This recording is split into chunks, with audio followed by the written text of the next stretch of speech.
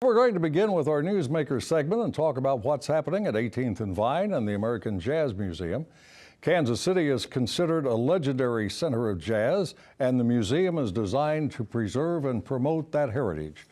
While it seems like the perfect pairing, jazz and Kansas City, the museum has faced challenges, mostly financial, since its opening in 1997.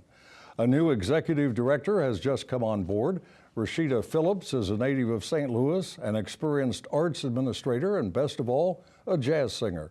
Rashida Phillips, welcome to Ruckus. Thanks very much for coming in. Thank you for having me. So you've been on the job only a short time, maybe a month and a half, but what are some of your early impressions of the Jazz Museum, 18th and Vine, and Kansas City?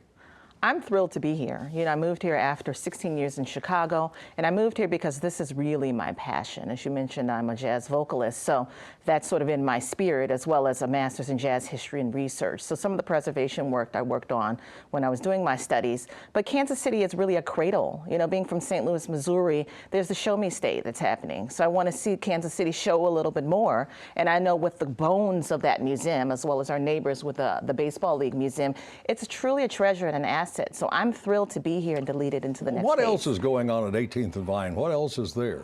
Well, certainly there is the centennial celebration for the Baseball League this year, as well as the Charlie Parker Centennial, so that's exciting. We've got some neighboring restaurants, Soiree, we've got on the Vine, there's also a Cajun restaurant there. There's some barbershops, other things that are happening in the district. So there's more than just the two museums, That's which seemed correct. to be the case, yes. Several years ago. It is no secret that the museum and the 18th and Vine area have both experienced a lot of problems over the years, but I gather that the guy who was on the job before you, an interim director, has kind of straightened out some of the problems. Certainly he has. He stabilized it. What is it, Cairo or Ralph Cairo, yeah, who did an excellent job as an interim there and sort of stabilized the staff a bit and continue to sort of get the finances lined up and in order. But we're in good shape, and I'm excited to lead it forward. Are you in charge of the Blue Room and the Gym Theater as well? That's correct, yeah. What's going on at the Blue Room? That's a jazz club or a replica of a jazz club in the 1930s. That's right. So multiple nights a week we have talent that's coming through the Blue Room, and we're looking to boost that talent a little bit more, get more people through the doorway to enjoy the living art of jazz, which is exciting there. And the Gym Theater is sort of a host of multiple events for community partners. We're going to have a Miles Davis movie there this Sunday, so hopefully people will come and join us there. And there's just kind of a lot happening with the hybrid institution. How do you find out what's going on at the Blue Room and the Gym Theater and at the Jazz Museum? Do you have a website people can go to? That's right. That's right. So if you go to our website at Kansas City, the AmericanJazzMuseum.org, you can certainly find out all the information there. And it's the only jazz museum in the country, right? Or it's maybe not the world. Only one. It's not the only one in the country. There are a few more. There's the Louis Armstrong House Museum that's in New York. There's the National Jazz Museum in Harlem, which is interesting, and there's a jazz museum in New Orleans as well. The Kansas City government, now working on next year's budget, has essentially subsidized the Jazz Museum for years. Last year, I think the city's contribution was $1 million or more. Do you have any idea how much support you're getting this coming year, we'll see. year? Obviously, the budget was just released. There's community meetings happening, so we'll see where we land. But we are a community asset.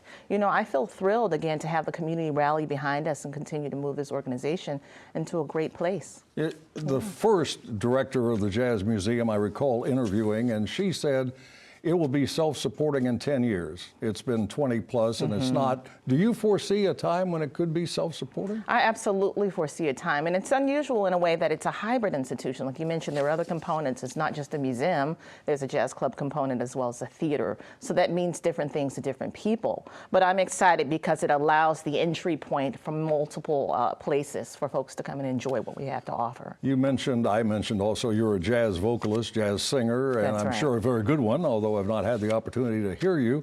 Will I be having that opportunity somewhere soon? We'll see, hopefully soon. Certainly I'm rolling up my sleeves and getting this organization in order. So that's why I've moved to town. Chicago was, not a place to leave that I didn't have opportunities to sing on many stages. But so I wouldn't say that that's secondary, but I'm interested in getting this museum to the place it needs to be. And your favorite jazz singer was Sarah Vaughan, is that right? Sarah Vaughan is the reason I started, but there are many. Abby Lincoln, Carmen McRae, Ella Fitzgerald, the list goes on and on. We can learn more about all of them at the Jazz Museum, right? That's right. Stop by. It's a pleasure to meet you. Welcome to Kansas City. You. Much success. Hope it turns out well. Wonderful. Thank you so much. Thank you. That is Rashida Phillips. She is Executive Director of the American Jazz Museum at 18th and Vine. Now let's meet our panel and start a ruckus.